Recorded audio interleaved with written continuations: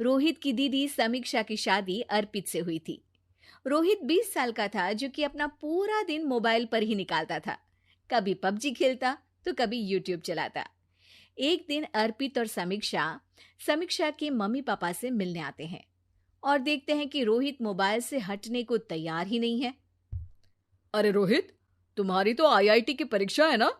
तुम तैयारी नहीं कर रहे हो परीक्षा की? वो सब तो मोबाइल पर ही हो जाएगा। ये देखिए, ये है गूगल। इससे जो भी पूछो वो सब बता देता है। तो आखिर कागज क्यों बर्बाद करूं? अरे पर तुम इन प्रश्नों की तैयारी बिना लिखोगे कैसे? उसमें क्या है, ये देखिए नोटपैड, बिल्कुल कॉपी जैसा है, इसी पर कर लूंगा। हम जब तुम्हारी उम्र के थे तब हम दोस्त मिलकर प्रश्न हल किया करते थे। उससे हमारी हैंडराइटिंग की भी प्रैक्टिस हो जाती थी और समय का भी अंदाजा लग जाता था। और फिर साथ में हम एक दूसरे की मदद भी कर देते थे अगर कोई अटक जाए तो। आपका जमाना अलग था जीजा जी। अभी जमाना फास्ट और स्मार्ट हो गया है। जमाना क्या, अब तो फोन भी स्मार्ट हो गया है। समय के साथ बदलना पड़ता है जीजा जी। अब बस भी कीजिए आप, हर चीज को लेक्चर में बदल देते हैं। रोहित अच्छा कर लेता है परीक्षा में। इतने में अर्पित के सास ससुर जी आ जाते हैं हॉल में और अर्पित इस बारे में बात नहीं करता। हालांकि अर्पित को लगता तो है कि पूरी तरह मोबाइल पर लगे रहना सही नहीं है, पर वो इस बात को और नहीं छेड़ता। ऐसे ही 2 दिन निकल जाते हैं। समीक्षा, मुझे काम से फोन आया था, मुझे वापस काम पर लौटना पड़ेगा। पर हमें आए हुए तो 2 ही दिन हुए हैं। अभी चले गए तो माँ और पापा को अच्छा नहीं लगेगा ना। अच्छा ठीक है, तुम रुक जाओ, मैं काम खत्म करके फिर लौट आऊंगा। एक काम कीजिए ना, परसों रोहित भी परीक्षा के लिए निकलेगा, आप उसी के साथ निकल जाना। दोनों वैसे भी बात नहीं करते, साथ में जाएंगे तो हो सकता है आप लोग आपस में बातचीत भी करने लग जाओ। आह, ठीक है, मैं काम को 2 दिन टाल सकता हूँ।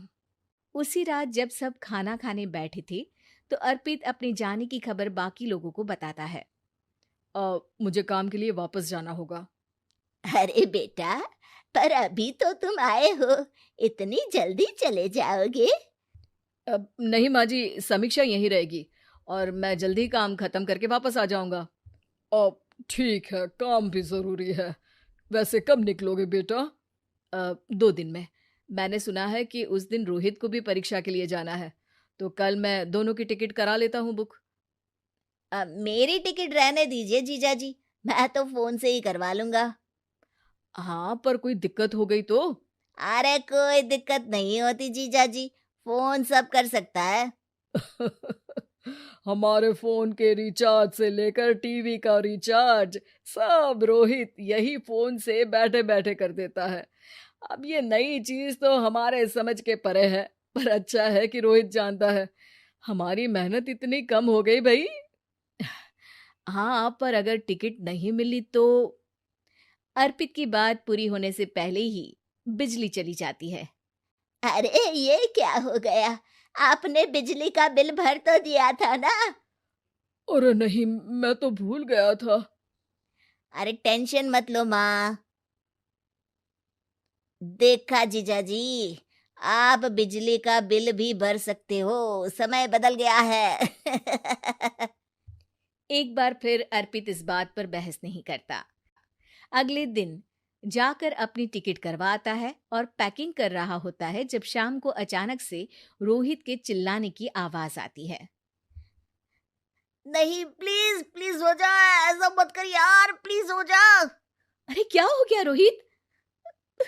दीदी, सर्वर हैंग हो गया, मेरे टिकट मेरी टिकट नहीं हो पाई दीदी।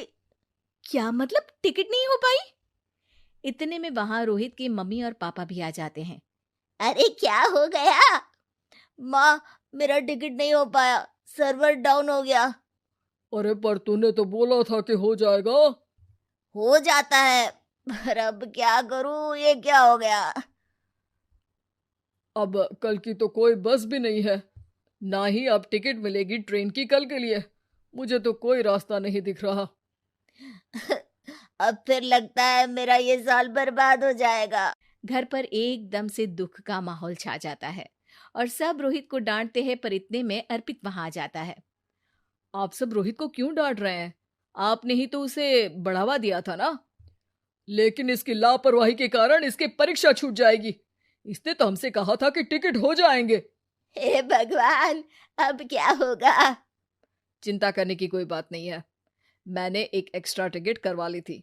मैं समझता हूँ कि मोबाइल हमारा ही काम आसान करने के लिए है, पर उस पर ही पूरी तरह से निर्भर होना तो गलत बात है ना। रोहित टिकट को देखकर बहुत खुश हो जाता है और जोर से जाकर अपने जीजाजी के गले लग जाता है। सॉरी जीजाजी, मुझे आपकी बात ध्यान से सुननी चाहिए थी, पर थैंक यू सो मच। हाँ बेटा, तुमने तो इसका भविष्य बचा लिया।